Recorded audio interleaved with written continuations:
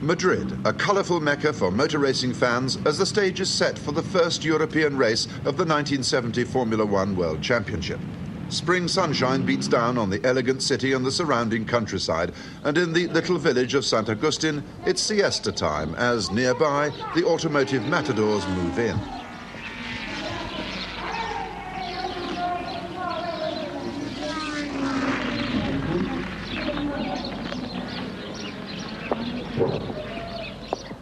The Spanish make much of their heroes, and in Madrid they idolise the football team that for many years was unbeatable and 6 times won the European Cup. Trophies symbolise a national love of men against the odds, men who make excitement, men who court danger in the afternoon.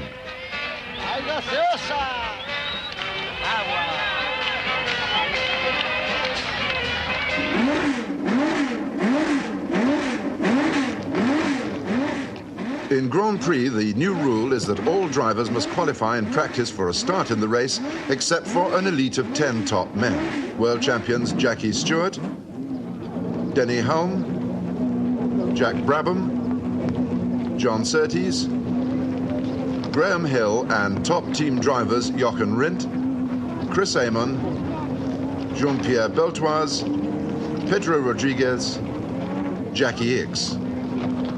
But in the Italian De Tomaso car, Pierce Courage was one of 12 drivers fighting for a place on the Spanish grid.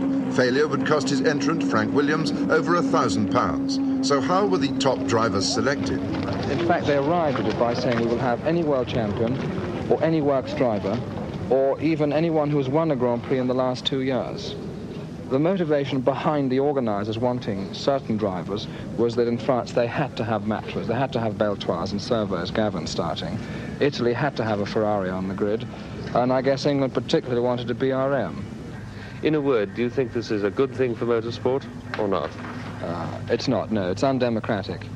And it means that certain people who might be another Jimmy Clark would probably never get a chance because they can't qualify in their first Grand Prix against Rindt, Stewart, etc.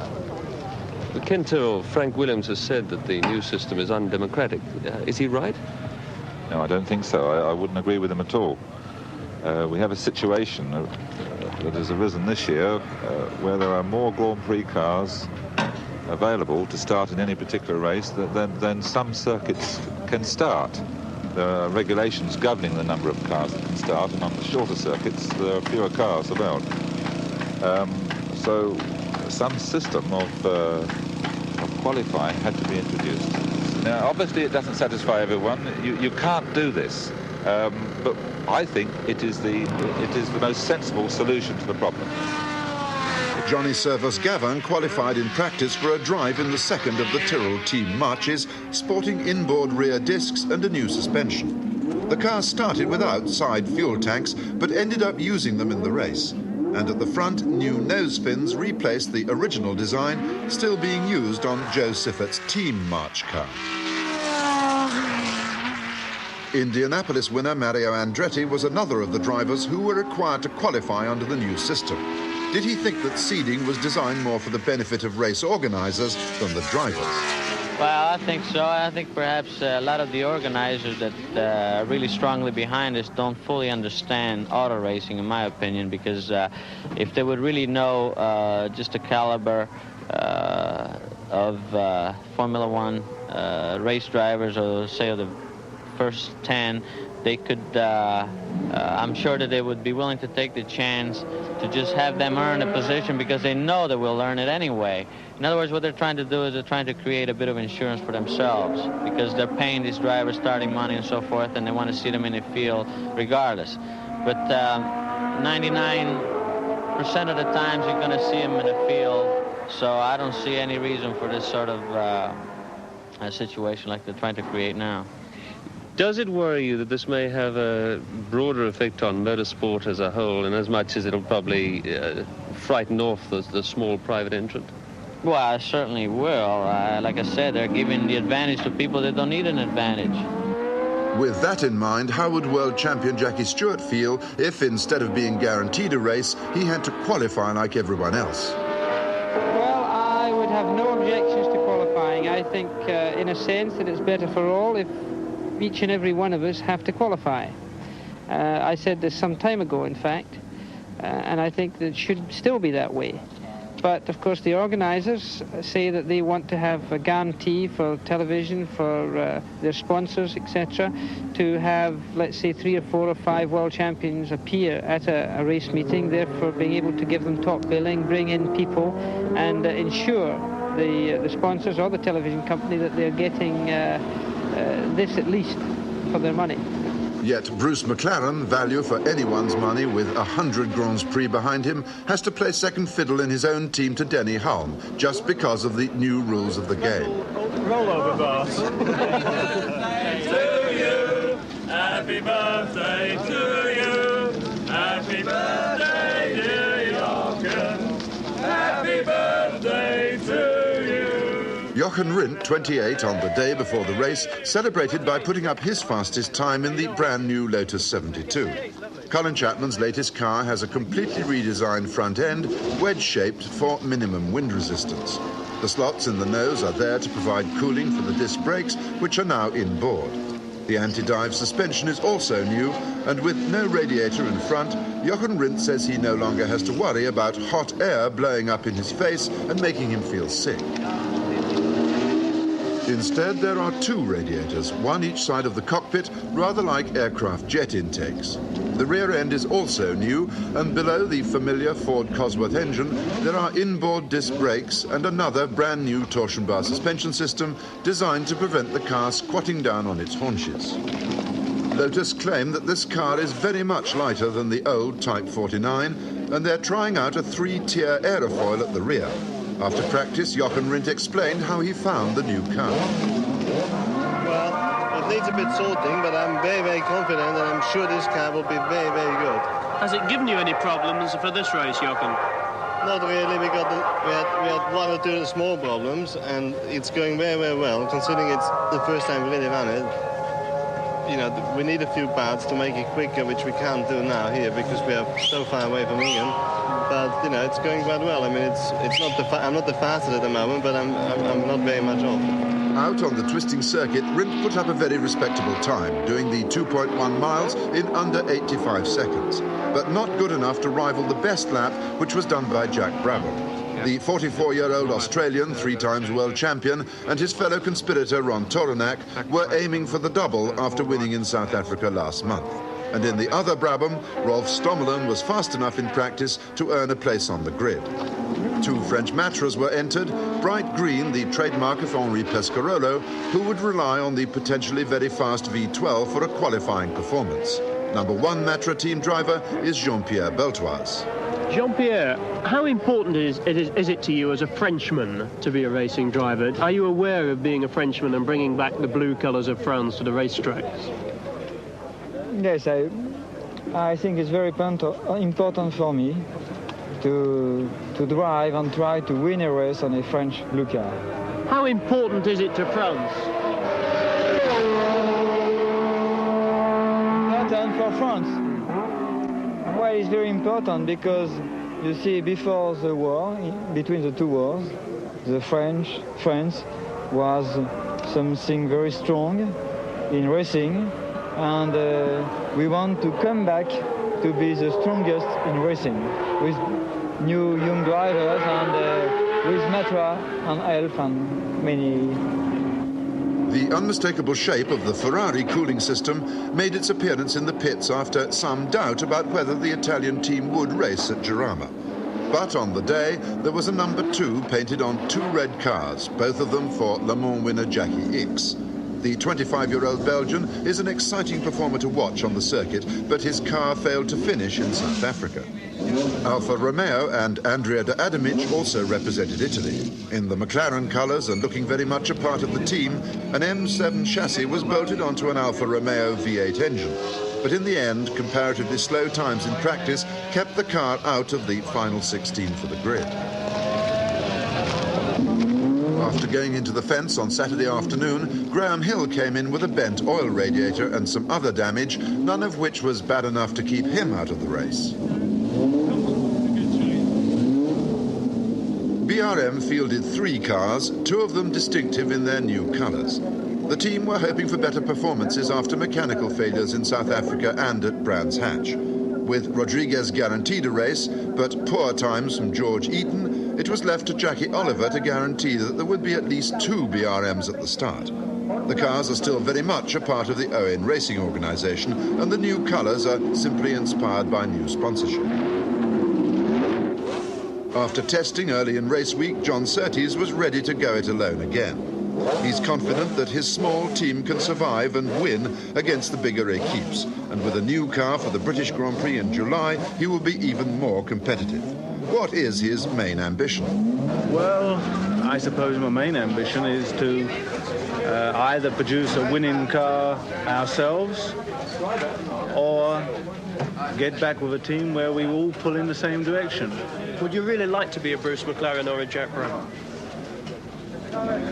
No, I'd rather be a John Surtees. John, you've seen a lot of circuits all around the world. I wonder if you could describe how difficult this one is for us. Well, the main difficulty with this one is that it's very much a sort of Mickey Mouse circuit where you haven't got a moment's sort of rest, and you've got slow corners where you're continually using quite a lot of manual effort. And this in turn is one of the reasons why, from a physical point of view, it's very, very tiring. 90 laps, 190 miles. Difficult enough without trouble at the start. On the grid, Barry Gill. The chances are that the Spanish Grand Prix, which should start in a few minutes' time, might well be the last one we ever see run here at Jarama. Because quite honestly, whatever happens in the race, it cannot compete with the tension and the drama and the misgivings, the emotions and the passion that have taken place here during the past 3 days. Everything has happened. Everything that shouldn't have happened. The seeding, the qualification system, the practice and the timing, all has dissolved into chaos. The reason seems to be that nobody quite understood the rules, least of all the organisers. So we have had practice sessions that we were told didn't count for the grid, practice sessions that suddenly did count. Qualifying sessions that were supposed to have been timed, but we were told weren't timed. Drivers whose times recorded on the official sheets didn't resemble anything on the stopwatches of the people sitting in the pits. We now have a situation with the minutes ticking away to the start where no driver is quite sure how many drivers will be in the race. Some mechanics haven't yet prepared cars for the race, and the people are now throwing up their hands and saying, let everybody start, get into your cars, and it doesn't matter what happens. Fracas at the start. Officials claimed Graham Hill was late on the grid and tried force to get him off it. Minutes after the race should have started, the chaos continued. After several changes of mind, officials finally told Jo Siffert and 3 others that they wouldn't drive, and the grid was reduced again to 16. Front row, Brabham, Halm, Stewart, then Beltoise, Rodriguez, Amon, Ickx and Rindt, Pescarolo, Oliver, McLaren, Surtees, Servas-Gavin and Hill. On the back row, Andretti and Stommelen. Courage had qualified, but crashed in practice.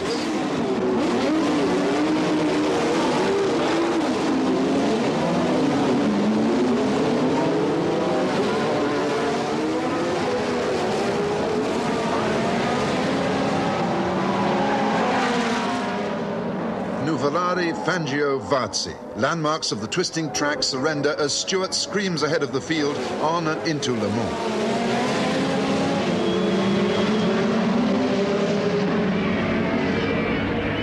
Behind him, Halm, Brabham and Rodriguez lead Pescarolo, Beltoise, McLaren and Rindt as they race up the hill to the long right-hander called Escane.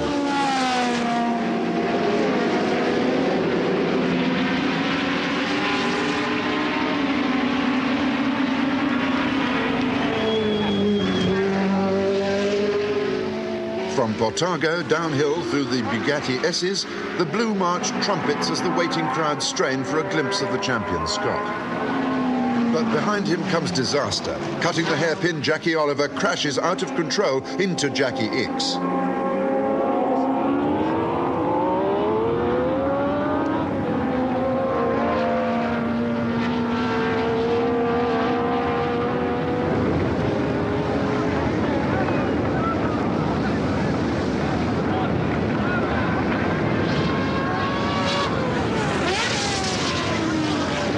The 2 young drivers who shared the winning glory at Le Mans last year incredibly survived the inferno. Flame-proof driving overalls probably saved them both.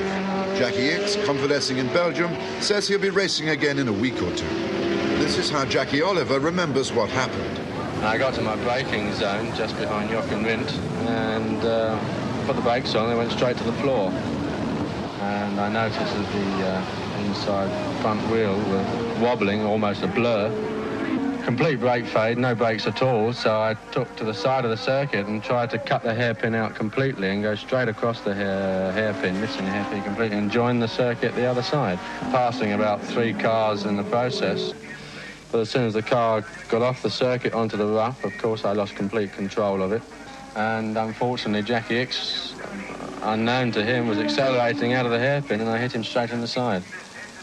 The cars on the first lap have got something like in the regions of 45 gallons each on board. That's 90 gallons of high-octane fuel that explodes everywhere, and it just needs the slightest spark to set it off. We have an internal fire extinguisher system on the car, which I was unable to get to because the dashboard was crumpled badly. So I rolled myself on the grass until the flames were put out, and then collected my senses, and then ran as quickly as I could to the pits to warn Pedro Rodriguez, my teammate, so that they could bring in him to save a similar drama. Obviously, my front suspension failure happened, so it was obvious it was going to happen to him sooner or later, so we brought the second car in. I believe it was line second, you know, which must have been rather a shock to him.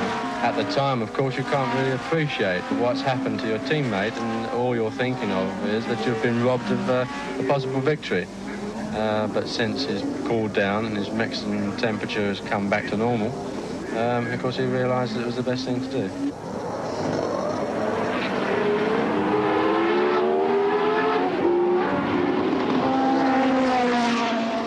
Rodriguez had been 4th as the 14 survivors fought their way through the flames to keep the race going. Ahead of him, Stewart, Brabham and Halm, and behind, the order unchanged except for Eamon, who dropped back with clutch trouble.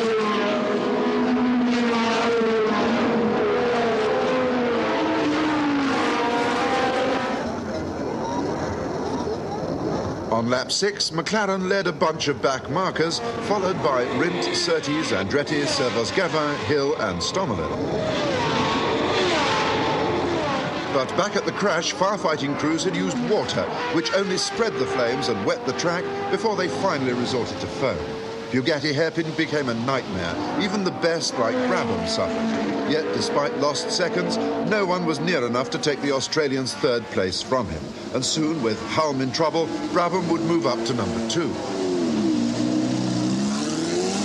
Next to succumb was Henri Pescarolo. For a time, he was 4th, but slipped to 5th behind his teammate Beltoise. It looked as though the French cars would have to be reckoned with if only they could finish the 90 laps. On lap 9, Rindt was out with spark box trouble. Halm retired next lap with a broken distributor, and Eamon gave up with clutch and engine problems. Lap 13, McLaren, driving steadily, keeps ahead of Surtees, Andretti, Hill and Stommelen.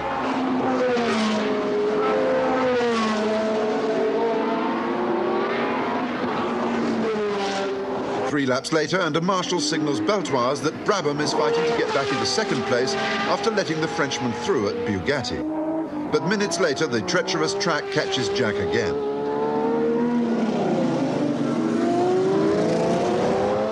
The Brabham is way behind as Stewart fights off Beltoise through Monza Bend.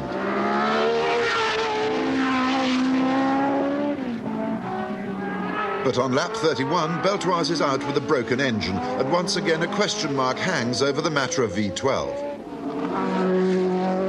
Pescarolo in the other team car was lying 4th and going strong on lap 33 when suddenly, in a spectacular way, the engine blew up and Matra hopes ended in a cloud of smoke and dust, leaving the Frenchman to carry his helmet back to the pits.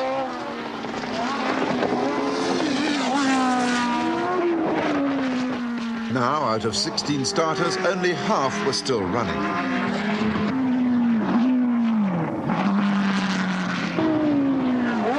On lap 36, Andretti was 6th, leading Stommelen in the German-entered Brabham. The day-glow-coloured march was going well, and it looked as though the American might have his first Grand Prix finish of the season.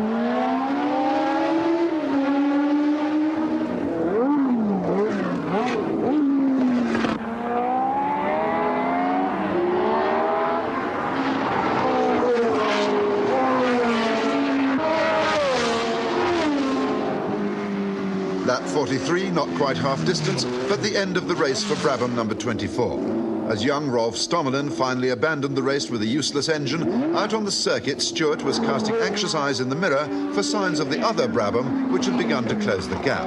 There were now only 7 cars left in the race.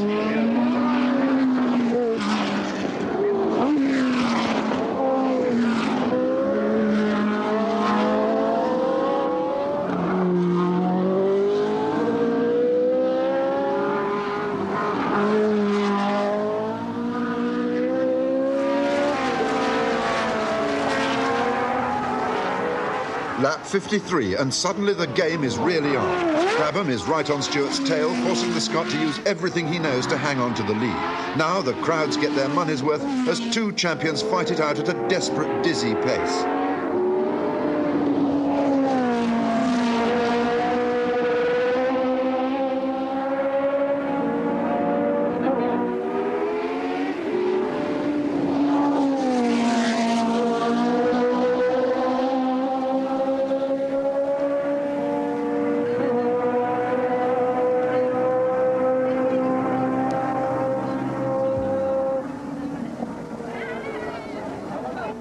Almost 20 miles the cars clung together. Then, disappointingly, the Brabham's engine gave a puff of smoke and the Australian took the slip road into the pits, out of the race for good.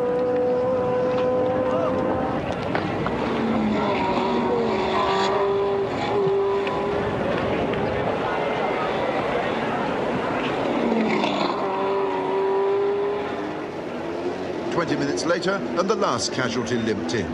The red and white McLaren had lost its gears, a bitter blow for a disconsolate John Surtees. 5 laps to go and only 5 cars left. Behind Stewart, McLaren has no one to challenge him for second. Mario Andretti, struggling with his gears for nearly 120 miles, was still fast enough to hold 3rd place. 4th place earned 3 more World Championship points for Graham Hill, giving him a grand total, which equals the all-time record career of the legendary Fangio. And behind him, 5th, Johnny Servo's Gavin brought in the other Tyrrell March. The race was over. All that remained was the smouldering skeleton of a shattered dream and a last triumphant lap for the winner. Jacky Stewart, 30-year-old Scot, driving towards his 11th Grand Prix win. The glory could be shared by the car, the new British March, winning in only its 2nd World Championship race. But only when car number 1 was in sight of the flag did Ken Tyrrell allow himself to believe they'd won.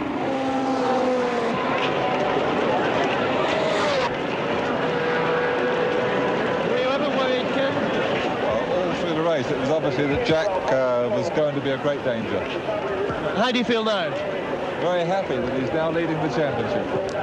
Top of the table, Jacky Stewart 13, then Brabham 9, Hulme and McLaren both on 6, Andretti and Hill 4 each, Beltoise 3, and finally Miles and Servo's Gavin 2. For the Spanish crowd, another hero. For the Grand Prix circus, food for thought as they look forward a fortnight to the next race of the 1970 World Championship, the colourful and spectacular Monaco Grand Prix. Perhaps only Stewart will remember Jarama as a moment of triumph.